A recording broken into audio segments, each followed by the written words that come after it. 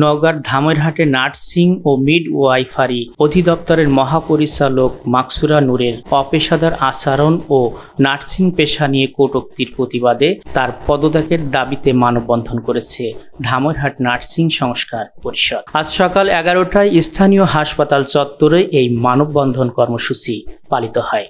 এ সময় মানববন্ধনকারীরা বলেন, 2016 সালে নার্সিং ও মিডওয়াইফারি অধিদপ্তর প্রতিষ্ঠার পর থেকে দীর্ঘ 8 বছর ধরে প্রশাসন ক্যাডারের বিভিন্ন কর্মকর্তারা দায়িত্ব পালন করছেন, কিন্তু এখনও উপযোগী নিয়োগ বিধি, পদোন্নতি ও বদলি সহজকরণের কোনো পদক্ষেপ গ্রহণ করা হয়নি। মহাপরিচালকের কাছে সমস্যার কথা জানতে চাইলে তিনি কোনো সমাধান দেননি, বরং অপেশাদার আচরণ করেছেন।